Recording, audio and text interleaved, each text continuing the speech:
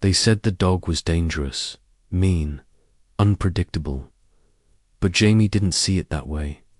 Every afternoon, Duke walked the same path through the town of Elmswood, from the rusted flagpole by the schoolyard to the cracked steps of the old war memorial, always alone, always silent.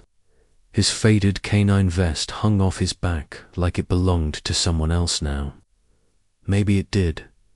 "Don't go near him," Mrs. Carson warned as she pulled her little girl away. "That dog's not right in the head." Kids whispered stories, that he bit someone, that he broke into houses at night. Some even said he was cursed. But Jamie, he saw something else. The first time Jamie really looked into Duke's eyes, they weren't wild or mean. They were tired. Not just sleepy tired, but a deep kind of tired. Like he'd seen too much and couldn't forget it. Jamie waited until the others were gone and approached slowly. "Hey," he said, kneeling down a few feet away. "I know you miss him." Duke didn't growl. He didn't move. He just stared out toward the river like he was waiting for someone. Everyone knew about Duke's handler, Officer Grant, a decorated man, known for his bravery and calm under pressure. He and Duke had served together for years.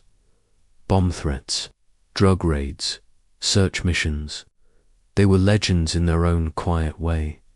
Then came the crash, a rainy night, a stolen car, a single second. Officer Grant was gone. Duke survived, but he never went home again. Now he wandered the streets like a shadow of something once strong. Jamie began to follow Duke from a distance, just watching. Some days, Duke would sit for hours near the base gates, like he was waiting to be called back in. Other days, he'd sleep under the wooden bench outside the post office. No one dared approach. No one, except Jamie. One afternoon, Jamie brought a sandwich from home. He placed it on the grass a few feet away and sat down without saying a word. Duke sniffed once, didn't eat, and walked away. But the next day, Duke stayed. "I won't hurt you," Jamie said. "I just think, maybe you're lonely too." Jamie's mum noticed the smell first. "Jamie, what's that wet dog smell on your backpack?" she asked. He froze. "Just a dog near the park." "He followed me." "You mean that dog?" she said sharply. "Jamie, that's the retired canine. He's not a pet. He's dangerous." "He's not," Jamie whispered. "He's just sad." His mum sighed but said no more. That night, Jamie left a slice of chicken near the porch. The next morning, it was gone. Over time, Duke started following Jamie home. From school, he never came close, just trailed behind like a shadow. Jamie didn't try to pet him, didn't call to him. He just let Duke be there. One evening, Jamie stepped out to take out the trash. There, curled beside the front steps, was Duke. His eyes opened, alert but calm. Jamie knelt. "You okay, boy?" Duke didn't flinch. He just rested his head back down. When Jamie's mom saw him on the porch, her eyes widened. "Jamie, no. That dog cannot stay here. He's not hurting anyone. He's a working dog. Without his handler, he's lost.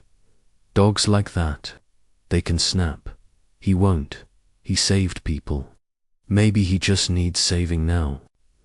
Jamie's mum stared at the dog, her hand gripping the doorframe. Then, softly, "Your dad used to say the same thing. About broken things." That night, she didn't shoo Duke away. In the mornings, Duke started walking Jamie halfway to school. He never crossed the gates, just stood at a distance, watching until Jamie disappeared inside. Kids laughed. "He, your bodyguard now." One said. Another muttered, "Hope he doesn't bite someone." Jamie ignored them. All he saw was a dog who never barked, Never chased, never begged. Just watched, waited, remembered. One cloudy afternoon, Duke stopped at the riverbank and sat. Jamie, curious, followed. The water rushed gently, leaves drifted. Duke stared at a spot downstream, UNMOVING. Jamie crouched beside him. "Is this where it happened?" he asked softly. "Is this where you lost him?" Duke's ears twitched, but he didn't move. "Do you come here every day?" Jamie whispered, hoping he'll come back. Still no answer, just the hum of the river and the weight of silence. As the sun dipped, Duke rose and walked back toward town. Jamie followed, his chest tight with something he couldn't explain. That night, as Duke curled beside the porch again, Jamie sat next to him. "You're not scary," he said. "You're just hurting, like me." Duke didn't move, but for the first time he leaned just slightly against the boy's side. And for the first time in a long while, neither of them felt so alone. Duke was there again, same spot by the old war memorial. His eyes were open, but he didn't move.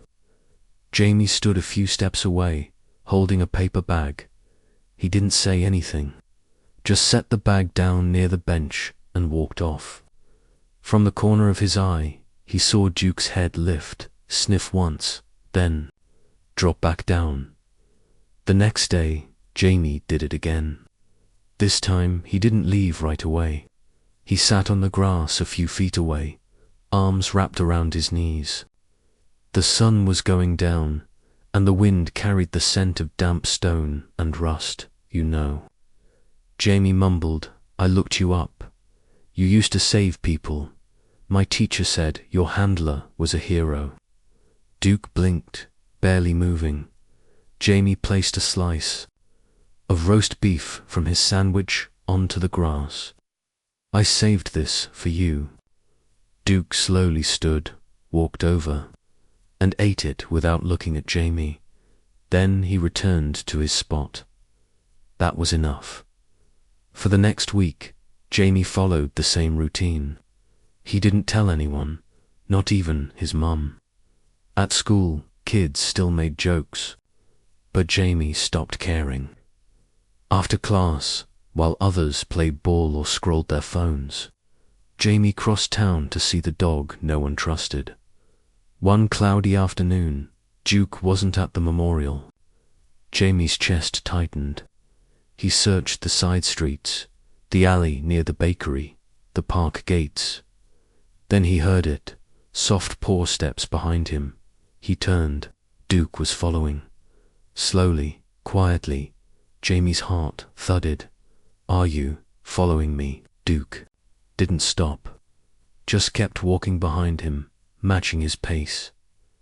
Jamie didn't run. He didn't call out. He just kept walking, heart pounding, afraid to scare him off. 4 blocks later, they reached Jamie's house. Duke sat down at the edge of the sidewalk, not stepping onto the porch. Jamie opened the door. "You can stay there if you want." That night, Jamie looked out the window and saw Duke curled near the steps. Rain had started to fall. He grabbed a towel and opened the door. "You'll get sick out here." Duke looked up but didn't move. Jamie laid the towel near the door. "Just for tonight." In the morning the towel was soaked and Duke was gone. But he returned the next night, and the night after that, one morning, Jamie opened the door for school and nearly tripped over Duke, who was curled right beside his backpack. The big dog blinked, but didn't budge. "Mom," Jamie called out. He didn't leave this time. His mom came to the door, eyes wide. "Oh no, Jamie, no. This dog can't stay here. He didn't do anything, he just slept." "I know. What kind of dog that is," she said, her voice low. "He's trained for combat. For aggression. That's not a pet, Jamie. That's a weapon. He's not like that anymore, Jamie said softly. Jamie bent down and touched the corner of Duke's vest. The dog didn't flinch. He's just tired. His mum stared at them both. What if he snaps? Jamie didn't answer. Instead, he grabbed his backpack. He didn't snap last night. He stayed. Duke stood and walked a few steps behind Jamie as he left. That afternoon, Jamie sat on the porch steps, waiting. He didn't bring food this time, just sat when Duke returned. He didn't sit at the sidewalk. He walked up to the porch, circled once, and curled beside Jamie's feet. Jamie gently whispered, "You picked me, huh?" Later that night, Jamie's mum stepped outside. She didn't speak at first, just watched.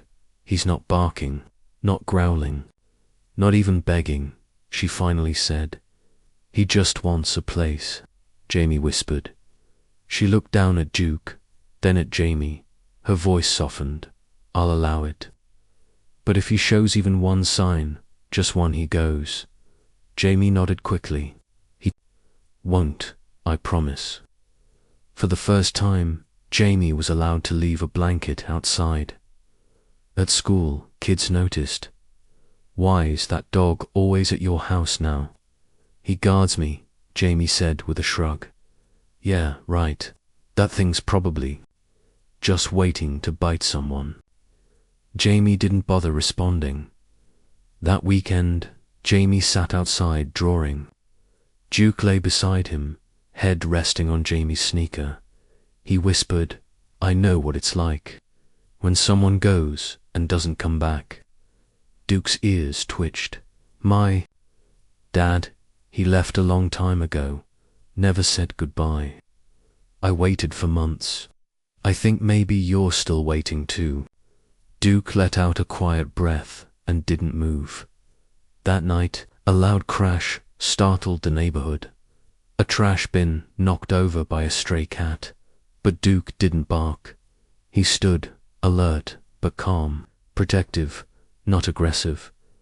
Jamie's mum peeked through the window. He didn't bark, she said softly. Didn't even chase it. Jamie smiled. I told you, he's not like they say. The next morning, Duke wasn't just at the porch. He was at the front door, wagging his tail, just once.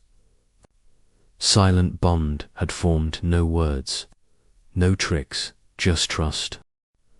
If you feel connected to this story, please like, share, and let know your city or country below. Duke began disappearing every evening. Right after school, he'd follow Jamie home like always. But by late afternoon, he was gone, slipping away without sound. At first, Jamie thought Duke was just restless. But then he started noticing the pattern. Every time Duke left, he returned with muddy paws and a wet tail. His fur smelled of river water. One day, Jamie followed. He stayed far enough back that Duke wouldn't notice. The big dog trotted quietly through town, past the old rail line and behind the abandoned cannery. Jamie knew what lay beyond that point, the river, the one everyone warned him about. It wasn't just a river. It was the river, wild, deep, and fast. The kind that took things and didn't give them back. 2 kids had drowned there years ago. And ever since, the whole town treated it like a ghost. Jamie crouched behind a bush and watched. Duke stood near the water's edge, pacing slowly, ears alert. He didn't drink, didn't play. He just stared at a bend in the current, then let out a soft, low whine. Why do you keep coming here? Jamie whispered. Duke didn't answer, just stared. Then, like he remembered something, he backed up a few feet, turned, and walked straight into the woods. Jamie stayed still until Duke disappeared at dinner. Jamie pushed peas around his plate. "Mum, did Duke ever come here before? You know, before his handler died?" She paused. "Probably. Officer Grant used to live by the river. His house backed right up to it." Jamie swallowed. "Do you think Duke remembers?" "He was trained to remember a lot," she said. "But who knows what he's really holding on to." That night, Jamie barely slept. The next morning, he stopped by his teacher's desk after class. "Miss Avery, can I ask you something?" She looked up. "Sure, Jamie. Do dogs remember places tied to their owners?" She smiled. "Some do, especially working dogs. Their memory can be tied to scent, location, even routine." Jamie hesitated. "And if they keep going back to the same place?" Miss Avery looked thoughtful. "Then maybe they're trying to find something. Or someone." Jamie nodded slowly. "What if no one believes him?" She blinked. "Jamie, are we still talking about a dog?" He didn't answer. Just walked out before the bell rang. That evening, Duke went missing again. Jamie followed, this time with a flashlight. The river looked different at dusk. Darker, like it was hiding something. Duke was there again, pacing. His body was tense, his head low. Then he stopped and barked loud and sharp. It echoed through the trees. Jamie whispered, "What is it, boy?" Duke turned in a tight circle, then started digging. Near the bank, not in the dirt through the thick reeds that lined the edge. His paws moved fast, almost frantic. Jamie stepped forward. "Are you trying to show me something?" Duke paused, panting. Then he looked at Jamie, let out a soft whimper, and turned. Back to the river. The hair on Jamie's neck stood up the next day. Jamie went to the sheriff's office. Sheriff Collins barely looked up. "You again, it's Duke," Jamie said quickly. "He keeps going to the river. He digs, he barks. He's trying to show something." The sheriff leaned back. "Jamie, that dog's been off ever since his handler died. Wandering around, spooking people. He's not some kind of search dog anymore." "He was a search dog," Jamie said. "That means something." The sheriff sighed. "Dogs grieve. That's all this is. He's confused. But what if he's not?" Jamie pushed. "What if something's there?" The sheriff rubbed his eyes. "Unless you've got a body or a crime scene, I've got real calls to answer." Jamie's voice cracked. "What if you're ignoring him the same way people ignored Officer Grant when he first found that missing kid years ago? That made—" The sheriff paused. Just for a second. Then he said, "Let the dog be, son." Jamie stormed out. Back home, Jamie told his mum everything. She listened, folding laundry. "Maybe you're reading too much into it," she said gently. "I'm not." Jamie said, "He's trying to talk." "Dogs don't talk, Jamie." Jamie looked at her. "No, but they remember." That night, Jamie sat beside Duke on the porch. The dog leaned into him, tail thumping once. "I believe you," Jamie whispered. Duke licked his fingers. The next day, Jamie brought a map of Elmswood to school. During lunch, he spread it on the bench and marked the river. Then he drew a small X where Duke kept digging. A shadow loomed over him. It was Miss Avery. "What are you working on?" Jamie looked up. "A hunch. Does it involve Duke?" Again, he nodded. Miss Avery sat beside him. "Tell me everything." By the time he finished, her face had changed. "Come with me," she said. They walked straight to the sheriff's office. Again, this time, Miss Avery did the talking. "I want someone to check the riverbank," she said firmly. "There may be something buried there." The sheriff looked annoyed. "Is this about that dog again?" She stepped forward. It's about what that dog might know. Sheriff Collins grunted. I'll send someone tomorrow, but I'm not wasting full resources on a hunch. Jamie clenched his fists. That dog never gave up on us. Why are we giving up on him? The sheriff stared, then looked away. That night, Duke didn't pace. He lay beside Jamie on the porch, eyes open, ears twitching at every sound.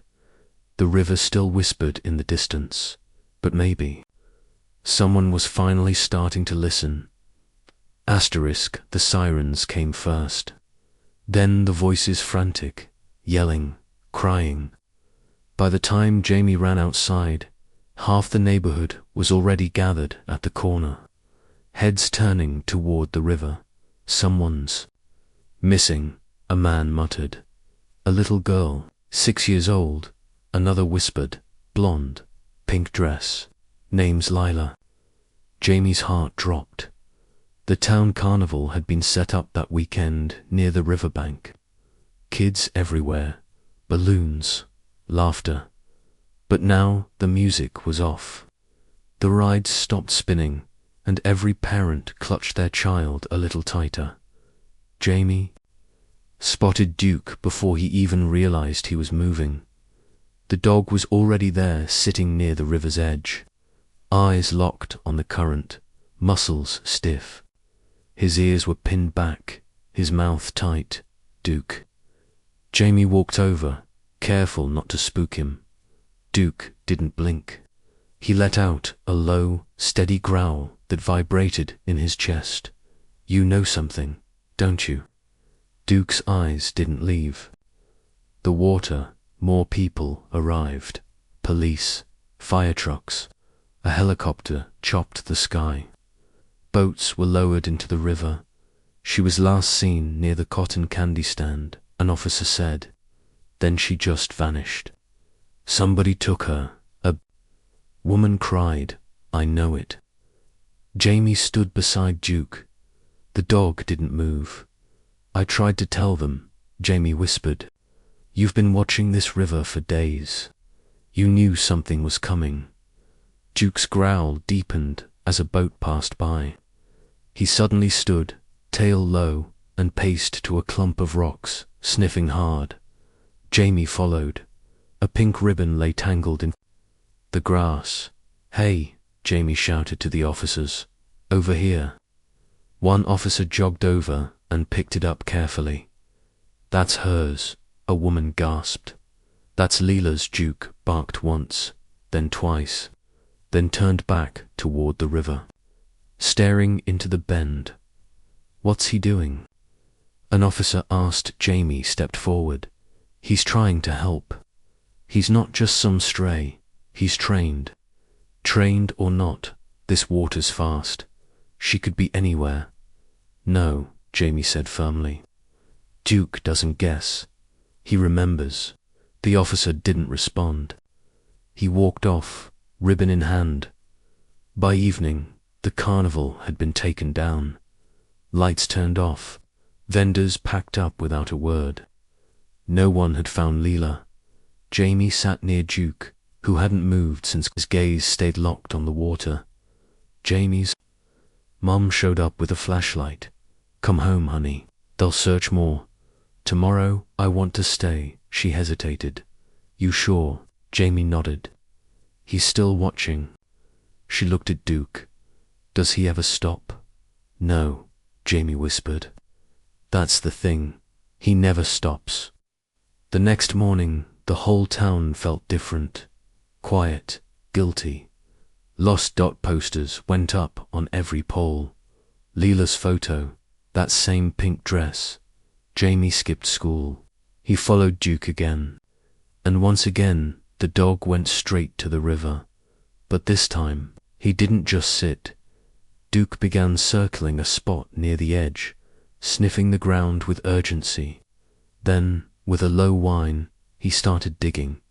Jamie dropped beside him. What are you looking for?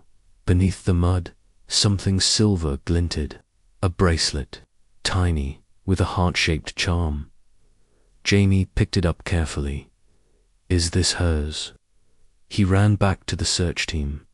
A woman gasped. That's hers. Her dad gave her that. People looked at Duke differently now. Less fear, more hope. The sheriff finally came over. Where'd you find this? Jamie pointed. Duke did. He led me. The sheriff crouched near Duke. You were trained for this once, huh? Duke didn't bark, just stared back. We're setting up a grid search, the sheriff said. If your dog's got something to say, I'm listening. Jamie looked at Duke. You hear that, boy? There, finally listening. That night, Jamie sat with Duke again. The dog's head rested on his paws, but his eyes stayed open. Jamie whispered, She's still out there, isn't she? Duke didn't move. Jamie reached over and gently touched his fur. We'll find her, I believe you. Suddenly Duke stood. He barked once, short and sharp. Then he took off straight into the trees. Duke, Jamie called. Wait. He chased after him, flashlight bouncing. Duke stopped at a small clearing. A tire swing hung limp. The air felt heavier. Duke sniffed along the ground, then sat beside. A worn shoe, half buried in leaves. Jamie stared. No, it was tiny. Too small for anyone but a child. He picked it up with shaking hands. The search was far from over, but now they had something real. A place, a trail, a beginning, dot and all. Because of the dog no one had trusted. Asterisk. Jamie stood at the edge of the field, rain pounding against his hood. People moved like shadows, parents shouting, flashlights swinging wildly, search teams shouting Leela's name over and over. She's not here, one man called out. Check. The river again. The sky had cracked open that morning. Cold rain poured with no sign of stopping. The river, already fast, now raged like something alive. Duke was at Jamie's side, soaked through, ears twitching with every noise. He kept glancing toward the water, growling low. You smell something? Jamie asked. Duke didn't answer. He never did. But his body was stiff, alert, locked onto something only he understood. More boats launched into the river. Rescuers called. Out with megaphones. The town's sheriff yelled directions, but no one could hear much through the storm. Then, suddenly, Duke barked. Once, then again, louder. Jamie flinched. What is it? Duke took off. Duke, wait. Jamie ran after. Him, slipping in the mud. Duke sprinted toward the riverbank, past the boats, past the ropes. He stopped at the edge, growled, then, without warning, jumped. Screams broke out. Did that dog just someone stop that boy? Jamie nearly threw himself into the water too, but a strong hand yanked him back.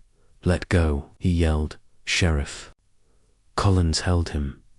That water'll kill you. Then why'd you let him go? Jamie cried. He knows where she is. Duke fought the current like he'd done it before. He wasn't panicking, he was pushing, aiming toward something no one else could see. Jamie's heart pounded. Come on, Duke, come on. Phones lit up along the shoreline. Some recorded, others scanned the waves. He's gonna drown, someone muttered. No, Jamie whispered. He won't. Then a gasp. There's something there. A shape broke the surface. Duke's head. And something clutched in his jaws. It wasn't a branch. It wasn't a toy. It was fabric.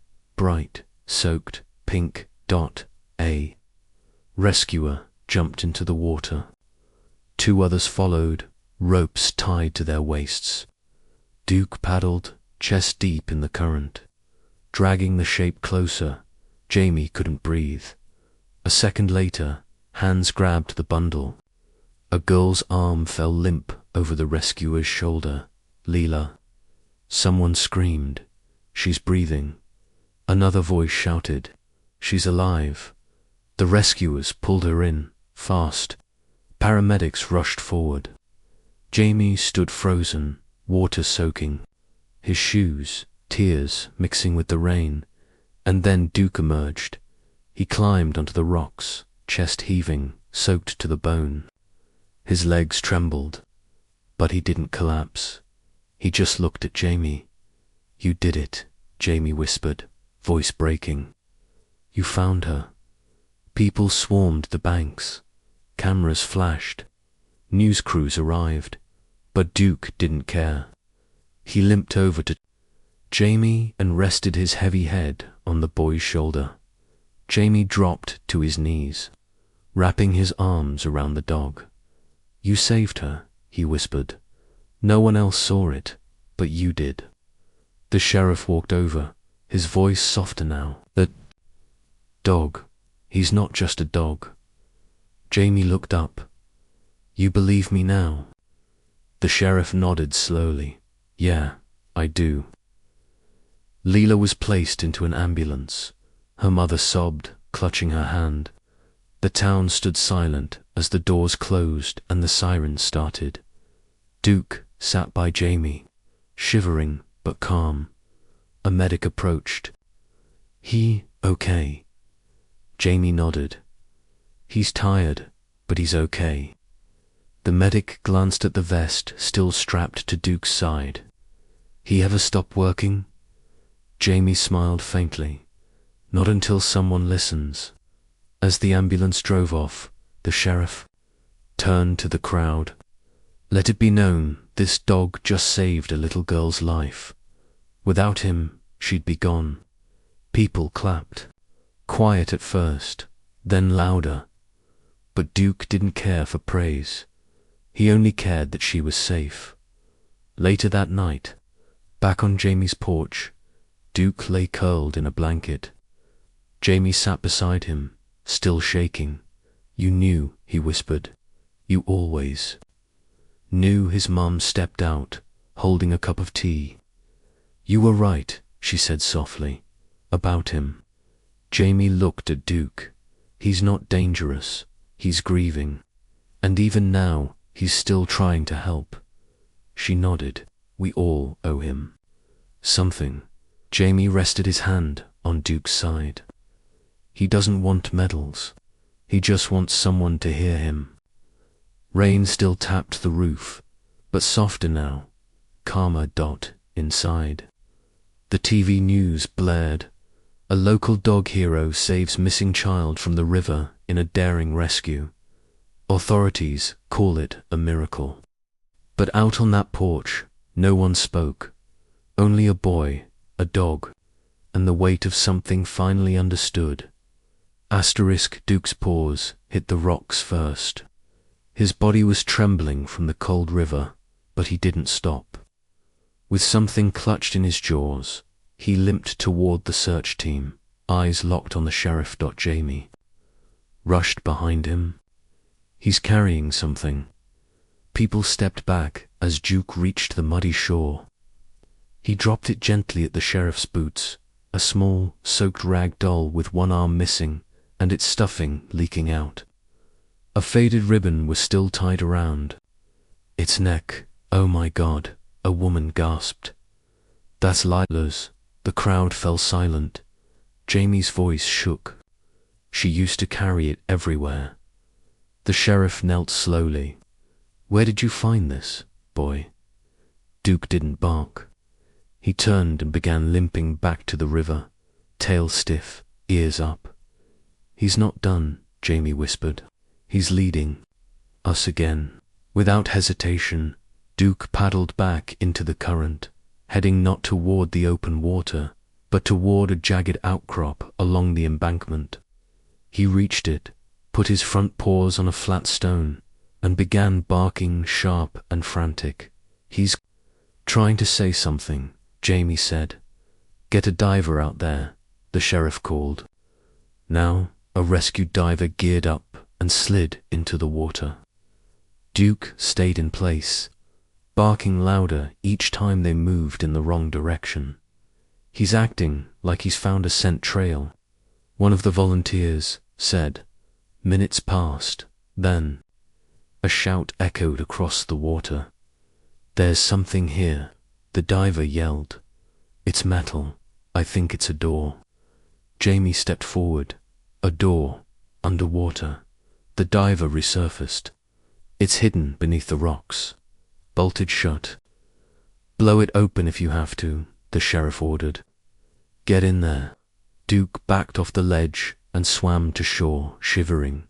Jamie threw a towel over him. "You knew something was buried here, didn't you?" Duke didn't look at him. He just stared at the diver's light disappearing into the dark. The next few minutes dragged like hours. Everyone stood frozen. Even the rain had stopped, like the storm itself was holding its breath. Then another shout. "There's a tunnel," the diver called out. "Leads under the embankment. Someone's been here." Gasps rippled through the crowd. The sheriff's face went pale. Jamie whispered, "You were right all along, Duke." Another diver slipped inside. Soon, one emerged holding a small pink sneaker. The same kind Lila had been wearing.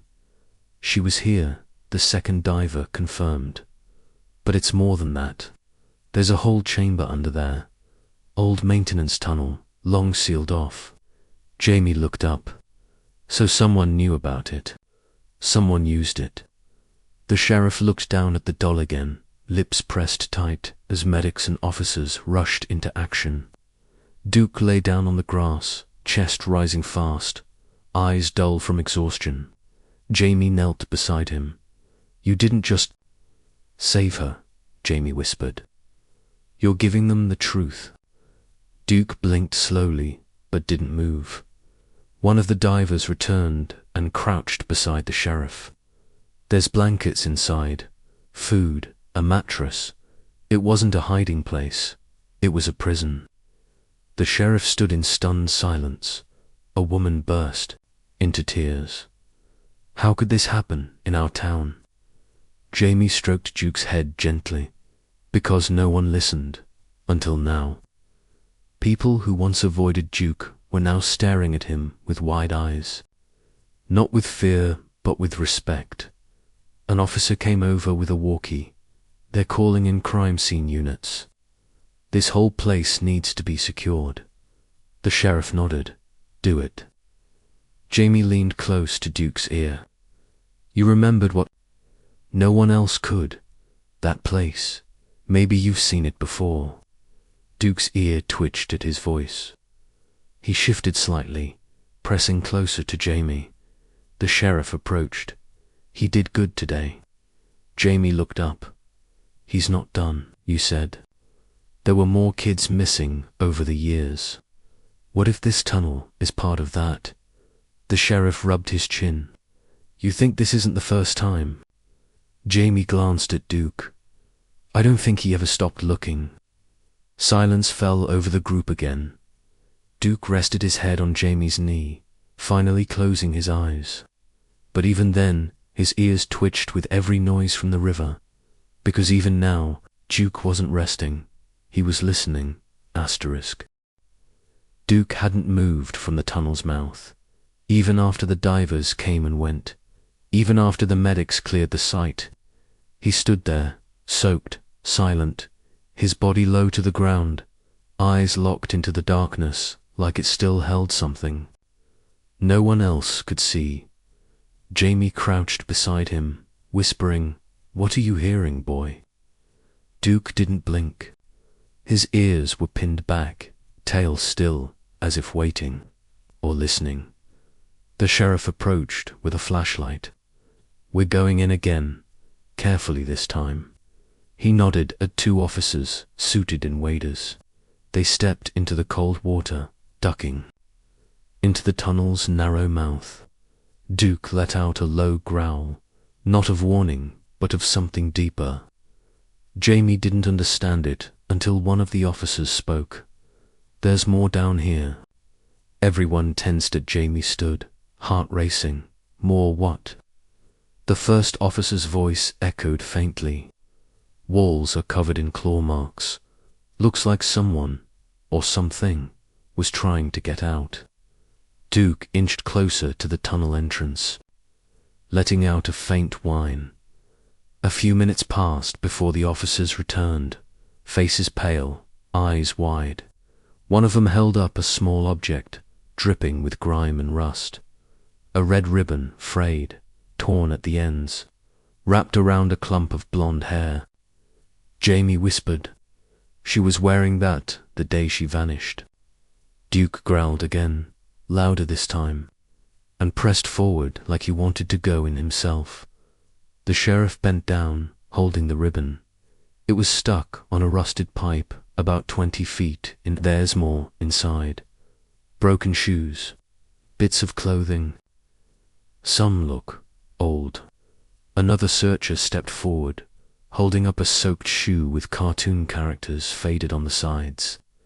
This model hasn't been sold in years. A hush fell over the group. Jamie looked from the shoe to the ribbon. You think other kids were brought here? The sheriff nodded slowly. That's exactly what I think. Duke lay down at the tunnel's edge, chest against the muddy ground. He didn't sleep. He didn't rest. He just stared into the dark. A news van pulled up. Reporters flooded the area, snapping photos, asking questions no one wanted to answer. But Duke stayed where he was guarding, waiting, listening. One reporter asked, "Is it true the dog found the tunnel?" The sheriff replied, "This dog has done more than anyone. He didn't just find it, he remembered it." Jamie watched as one grown man broke down crying near the riverbank. Another sat on the grass, holding his head in his hands. "Why didn't we see it?" the man whispered. "Why didn't we hear them?" No one answered. Later, while investigators worked around the tunnel, Jamie sat beside Duke again. "You've been here before, haven't you?" he said softly. "That's why you knew." Duke didn't move. Jamie's mum approached with a towel. "He won't leave it," she said. "Even if he's freezing." Jamie nodded. "Because it's not over." The sheriff stepped over, and we pulled maps. That tunnel was part of an old flood control system. It was sealed off in the 90s, but someone must have broken into it again. Jamie looked up. "Why here?" "Because it's hidden. Because no one would think to look there. Until now." Duke suddenly stood, ears perked. A faint sound came from deep inside the tunnel, barely a whisper. Maybe water shifting. Maybe something else. Jamie stood too. "Did you hear that?" Duke growled again and took a step forward. The sheriff called. "Back one of the divers. Check again, deeper this time." Minutes later, the diver returned. "There's another chamber. I didn't see it before. Something's blocking the entrance." They cleared it, and what they found made everyone stop breathing. Blankets, a flashlight, a cracked plastic mirror, drawings childlike, sketched in pencil on the wall, a name, Leela. Jamie felt his chest tighten. She was awake in there. The sheriff whispered, she was hiding in there. One drawing showed a dog, big, with sharp ears. Below it, the word safe was scribbled over and over. Jamie knelt beside Duke. "She heard you, didn't she? That's why she didn't give up." Duke lowered his head, nudging Jamie's knee with his nose. The sheriff turned. "We're expanding the search. There might be more chambers, more kids." Reporters backed away as rescue teams prepared gear. Flashlights clicked on. Ropes were tied. Jamie whispered, "Duke, how long have you known?" He thought back to those days when Duke would sit alone by the river, pacing, whining, staring into the current. All that time, he'd been trying to speak, but no one had listened until now. As officers stepped into the tunnel again, Duke didn't move from his spot. He stayed at the edge, alert, still listening to every sound echoing from the dark, because deep in that tunnel, where no one else could hear it, something was still whispering, and Duke wasn't going to stop until every voice was heard. Asterisk, asterisk, Duke hadn't moved from the tunnel's edge, even as the rescue teams packed up for the night. Even as the sun began to rise, he stood firm, watching, listening, guarding Dot. Jamie sat beside him, his back against the cold earth. Neither spoke, but both knew something bigger was still buried. Not just in the tunnel, but in time. The sheriff had said the system was old, closed decades ago. But something about the drawings, about the way Duke reacted, kept eating at Jamie. Back at home, Jamie opened his dad's storage box. Inside were newspaper clippings, photos, and one old manila envelope marked Incident Riverbank 2013. Jamie froze. He pulled it out, hands shaking. Inside was a report, a missing child, a case never solved. And there, in black and white, a photo.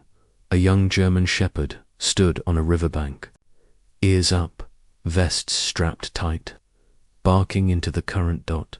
Jamie whispered, "That's you, isn't it?"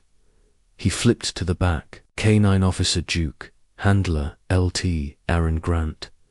Jamie sat down hard. "You tried to show them, even back then." He ran outside, paper clutched in hand. Duke was still there, eyes locked on the tunnel. Jamie dropped beside him. They didn't listen, did they? Just like now. Duke didn't look at the paper, but his ears twitched. He let out a soft whimper. Jamie turned to his mum. "Did Dad ever tell you about this?" She nodded slowly. "Your dad said there was a case that haunted LT Grant. He believed something was wrong along the river, but nobody followed up. Then Grant died, and the case went cold." Jamie looked back at Duke. He didn't just lose his handler. He lost the only person who believed him. Jamie took the file to the sheriff's office. He slammed it on the desk. "You need to read this," he said. "Duke was there years ago, barking in the same spot. There was a case, a missing boy. It's all in here." Sheriff Collins opened the folder, his brows furrowed. This was Aaron's case. He was on to something. He knew. But after he died, everyone just forgot, except Duke. The sheriff looked at the old photo. Same spot, same dog, 10 years ago. Jamie's voice trembled. "You see it now, right? Duke wasn't just wandering around all these years. He's been trying to finish what Grant started." The sheriff rubbed his face. "We failed him, both of them." He stood up. "We're reopening every cold case along this river. Every missing kid, starting today." Jamie walked outside and knelt by Duke again. You remembered it all. Every step, every scream no one else heard. Duke finally moved, just enough to rest his head against Jamie's knee. That afternoon, the sheriff called a town meeting. Families of missing children came. Photos were passed around. Some faces hadn't been seen in years, but Duke reacted to one. A boy, 8 years old, dark hair, red HOODIE. Doc Duke growled low and turned toward the tunnel. The boy's mother gasped. "You think he remembers him?" Jamie nodded. "He remembers all of them." The sheriff stepped forward. "We found objects in the tunnel that matched this boy's description. His backpack, his shoes." The mother fell to her knees. Jamie whispered to Duke, "We're not stopping, are we?" The dog stood slowly and looked back at the river. Jamie returned to his dad's files that night. Buried deep was a hand-drawn map. The tunnel didn't just end under the river. It connected to something else. A red mark pointed to a symbol, a gate far into the woods. Jamie's eyes widened. You tried to go there before, didn't you? He looked up. Duke was standing at the door. Jamie whispered, You remember? More, Duke barked once. And just like that, they knew where to go next. Jamie held the map in his lap, tracing the red symbol with his finger. A faded mark pointed toward the woods, just past the old river docks. Something about it felt unfinished. Incomplete. Duke stood by the door, tail stiff, ears alert. He let out a short bark. You want to go now? Jamie asked. Duke barked again and turned. Jamie grabbed his flashlight, zipped up his jacket, and slipped outside. His mum's voice followed him. Where are you going this late? Just following. Duke, he called back. We're onto something. The woods were dark, wet with leftover rain, and quiet in a way that made every snap of a twig feel louder than it should. But Duke didn't hesitate. He moved like he'd been there before. They reached a clearing.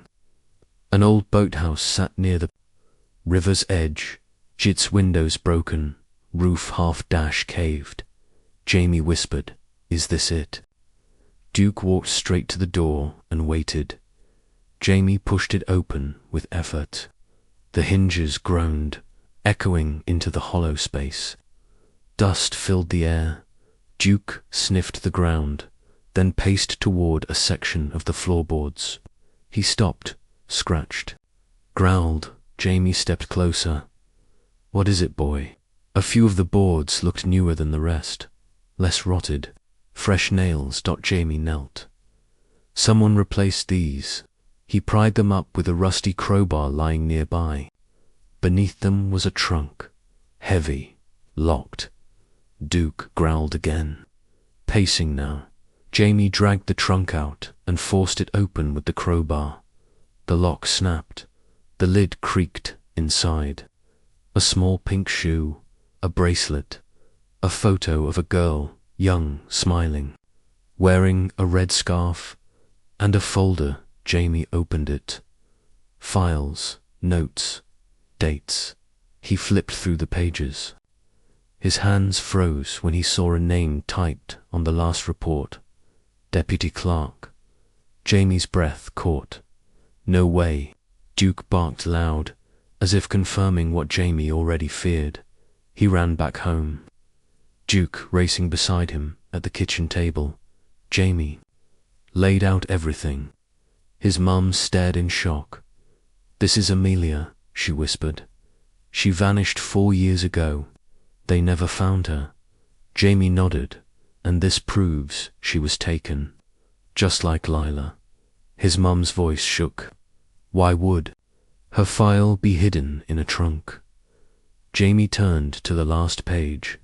Because Clark knew he was there. They drove straight to the sheriff's office. Jamie stormed inside, holding the folder. You need to see this. Sheriff Collins looked up, startled. Jamie dropped the folder on his desk. The sheriff flipped through it. His jaw tightened.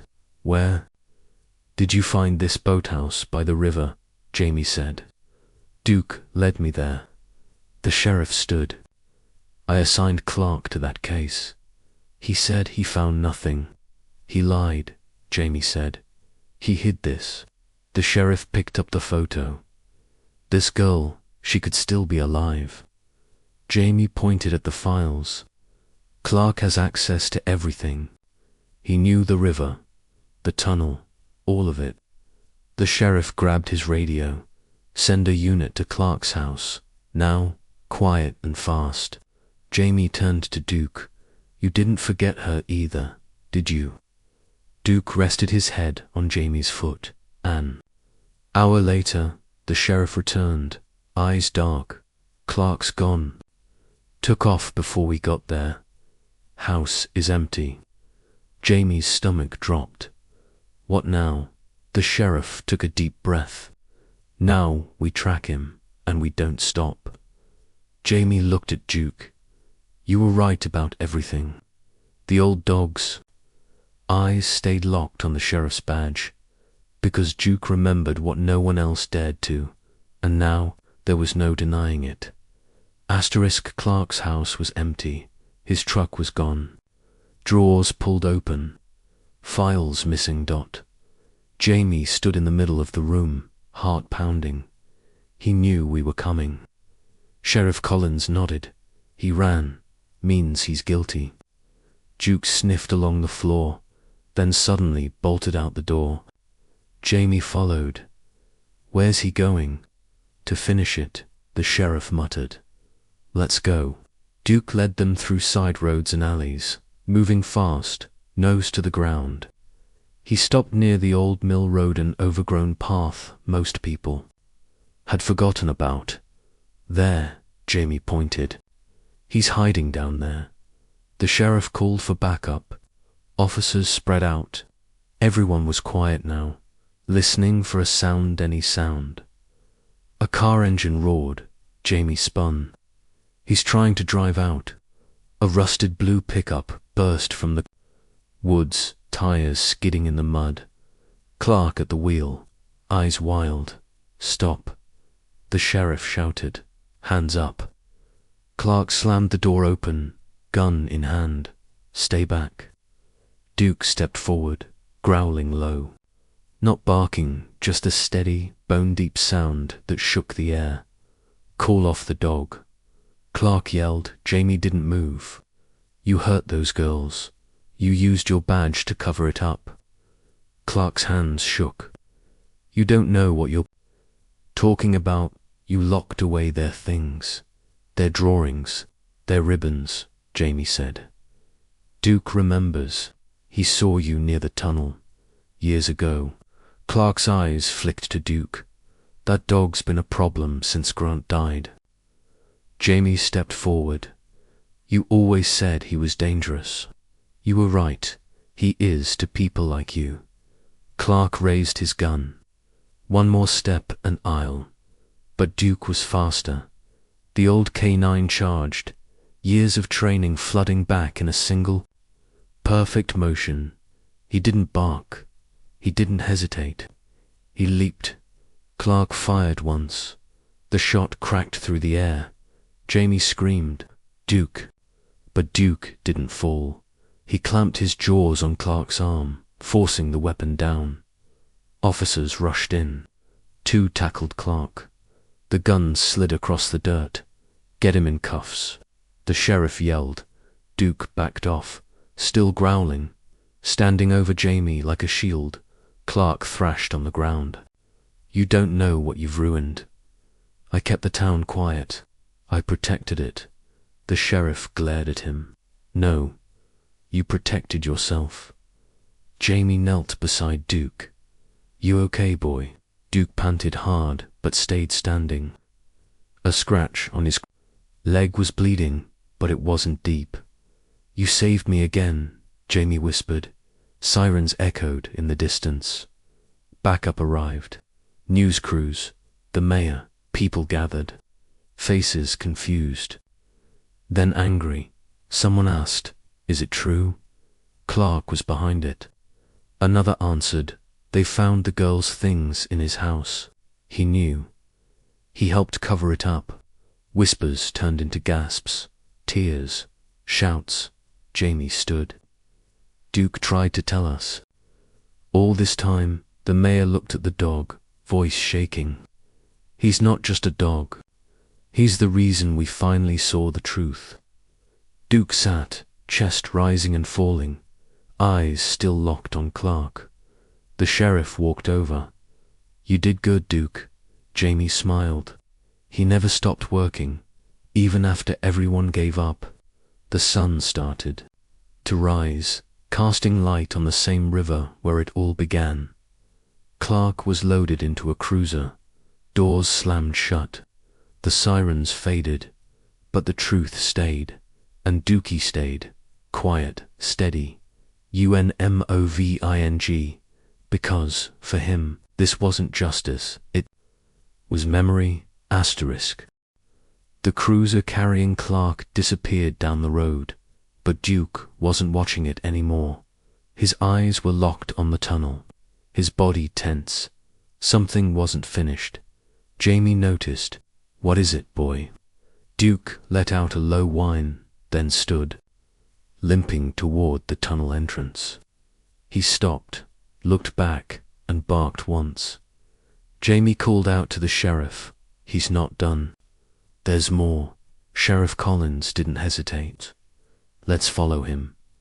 Duke stepped into the tunnel. The flashlight beams bounced off the wet walls as the rescue team followed behind. Jamie stayed close, heart pounding, deeper and deeper. They went past the marked chamber and farther than before. Duke stopped suddenly. His ears twitched. He sniffed the air, then scratched at the wall on the left. Just below the waterline was a thin metal door almost hidden behind layers of mud. "Get this open," the sheriff ordered. Two rescuers got to work. It took effort, but finally the door creaked open, revealing a small crawl space behind it. Chill rushed out. Duke pushed forward. "Duke, wait," Jamie called, but the dog was already inside. He barked again, short, urgent. A rescuer followed, crawling inside. "There's a chamber back here." Jamie crawled in next, ignoring the cold water soaking his knees. Then he saw her, a tiny figure curled up in the corner of the chamber, pale, shaking, barely breathing. It was Lila. Jamie gasped. "She's here. She's alive." The rescuer radioed. "For medics." Jamie reached out slowly. "Lila, can you hear me?" But Lila didn't look at him. She looked at Duke. Her little hand reached out and clutched a fistful of his fur. Duke whimpered softly. Lowering his head beside her, she whispered, "You came back." Jamie felt his throat close. You knew he would. Medics arrived fast. They wrapped Leela in blankets, checked her pulse, and gave her oxygen. Her eyes stayed on Duke. She didn't cry, one medic said. She just held on to him. As they lifted her out, cameras flashed from outside the tunnel. People had gathered again. News crews, families, strangers. But no one spoke. They watched. As the little girl was carried out, clinging to the fur of the dog everyone once feared, a reporter whispered, "That's her." "That's Lila," another added. "The dog found her. The one they said was dangerous." As Lila was placed in the ambulance, Jamie stayed beside Duke. "You never gave up," he whispered. "You knew she was in there the whole time." The sheriff knelt beside them. "We searched that place 12 times, and somehow you found the one spot we all missed." Duke didn't respond. He just watched as the ambulance doors closed and pulled away. The mayor arrived, breathless. "Is it true? The dog led you to her?" Jamie nodded. "He led all of us." The mayor looked stunned. "We owe him everything." As the sun started to rise, people gathered around Duke. No one backed away. No one crossed the street. They stepped closer. A child reached out and touched his back. Then another dot, and for the first time in years, Duke wagged his tail. Just once, Jamie looked up at the crowd.